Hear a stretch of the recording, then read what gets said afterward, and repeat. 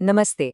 आज बात करते हैं एक ऐसे एहसास की जो हम सबके अंदर कहीं ना कहीं मौजूद है। डर, है ना?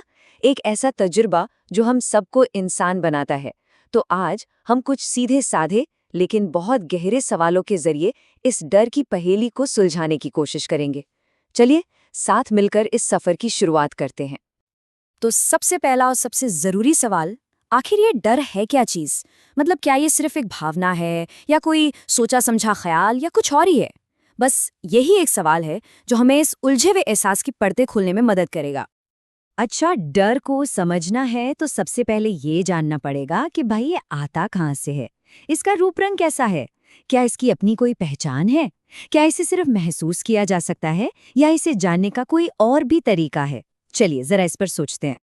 जरा सोचिए तो, जब डर लगता है तो क्या हम उसे देख पाते हैं? क्या उसका कोई रंग होता है? लाल, काला या कोई और? या उसका कोई आकार? है ना सोचने वाली बात। यही सवाल हमें डर की हकीकत के और करीब लेकर जाएंगे। और देखिए, यही तो सबसे दिलचस्प बात है। डर कोई ऐसी चीज है ही नहीं जिसे हम छू सकें या देख सकें।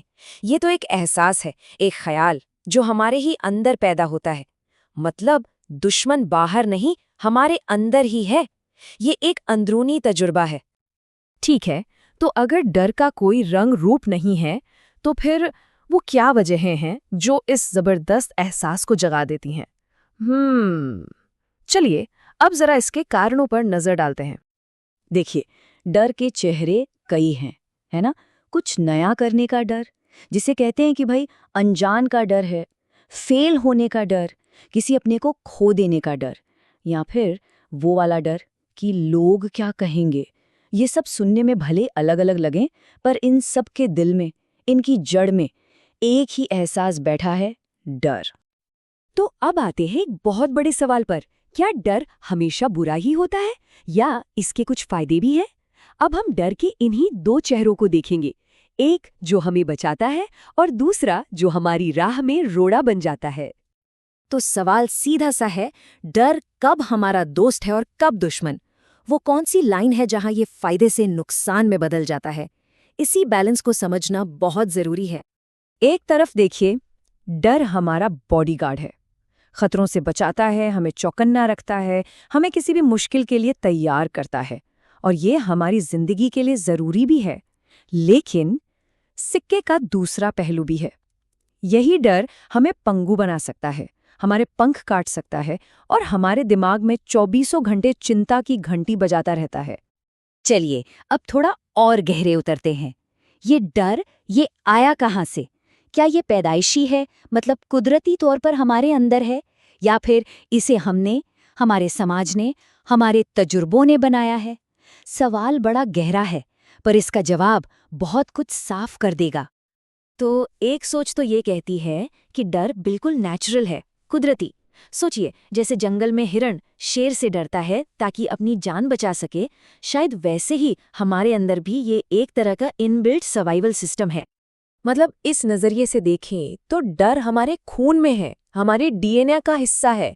ये हजारों सालों के एवोल्यूशन का नतीजा है, एक ऐसा टूल जो हमें जिंदा रखने के लिए बना है। तभी तो हम आग से दूर भागते हैं या ऊंची जगह पर जाते ही सावधान हो जाते हैं। लेकिन कहानी में एक ट्विस्ट है, एक दूसरा पहलू भी है। क्या ऐसा हो सकता है कि हमारे ज्यादातर डर कुदरती हैं ही नहीं, बल्कि हमारे अपने दिमाग की पैदावार है?